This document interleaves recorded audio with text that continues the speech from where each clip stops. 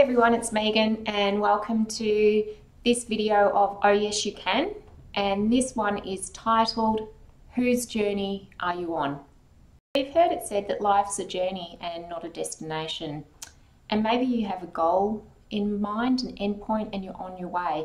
Are you focused on your path, or do you spend time, probably too much time, looking around at what's going on in everyone else's lives? You know, when you're traveling down the freeway and it's a 100 zone, then suddenly the traffic comes to a crawl and you can't work out why. And then suddenly you realize you've passed an accident. There was nothing affecting your journey. It was just that everyone was stopping and slowing down to have a sticky peek at what was going on. So how often do we do this in our lives? We've set the sat nav to our destination and we take off and we're cruising and everything's going along really nicely, but then we start to notice things that are completely unrelated to us, and we're like, oh my goodness, he just got a promotion, or she's pregnant, look at their job, look at their business, oh, she's pregnant, did I say that one? Oh, they're traveling, always my one.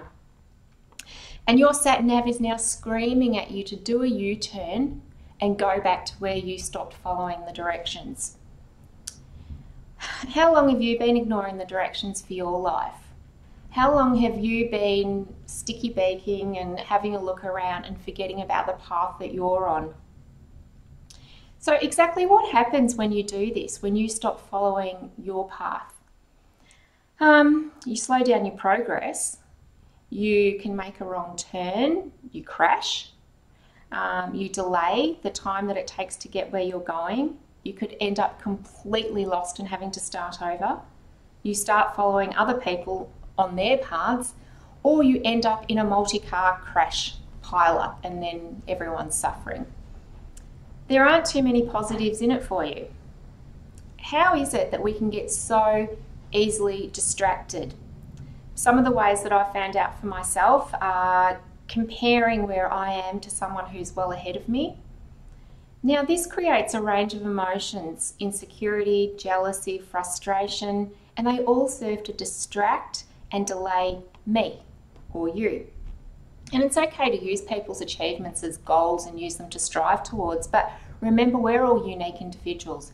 You do not know what went on behind the scenes with that person. You don't know what toll it took on their life to get to where they are now.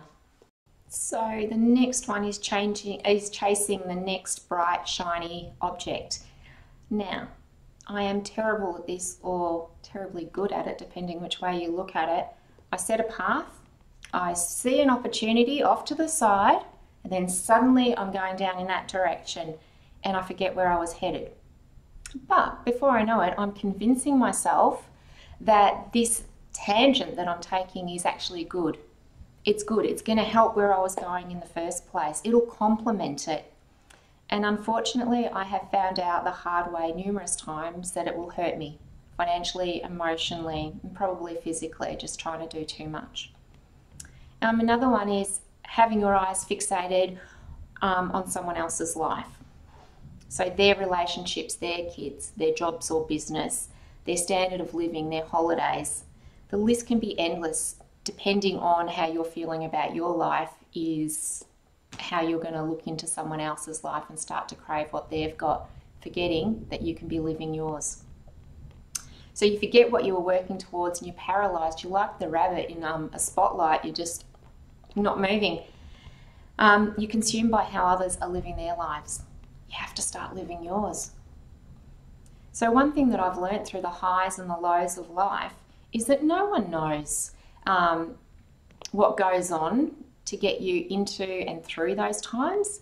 People applaud the good times and they slap you on the back and make comments like, oh, you're so lucky, well done. And they don't know the sacrifices or the tears that went into doing well. Similarly, when you hit a low, there are people who will commentate and appoint judgment on you on why and how you got yourself there. And they don't know that either. Were they walking with you daily?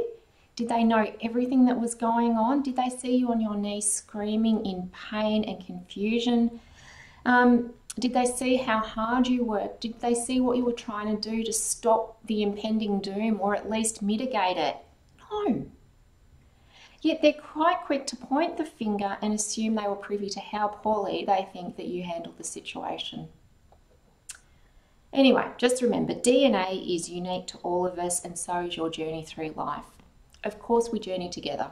I'm married, and Mike and I are in it together, but ultimately I have to live my best life, and he has to do the same for him. And it's through that doing it together that as a team, we are complementing each other, our family, the greater good of our life, and God's plans for us. So I'm never saying to do things in isolation. I'm just saying that your journey is yours, but definitely do it in community. So, you know, like the photo that says it's crazy, Albert Einstein says on our education system, everyone's a genius, but if you judge a fish by its ability to climb a tree, it'll live its whole life believing that it's stupid. Don't compare yourself. That's crazy. Your abilities and your purpose for your life to someone else's. In doing so, you're going to make yourself miserable, and my experience tells me you're going to make those around you miserable as well. Determine your purpose, where you're going, be focused on that, and be deliberate on getting there. Remembering we all mess up in time. We get distracted and face delays, but it's about getting back on that path. For me, it's not about perfection. That is so unrealistic. It is literally the recovery time and getting back to normalised as quickly as we can. So I saw this on Facebook from John McDonald, and it says, sometimes we miss what God is doing right in front of us because we get distracted by what He's doing in the lives of others. Keep your eyes on God and your journey. So focus your life, your path and your journey and your purpose. You will be much happier with that focus. You have something unique to contribute to the world and those around you. So don't sell yourself short or those who need you short by not fulfilling what you're here for.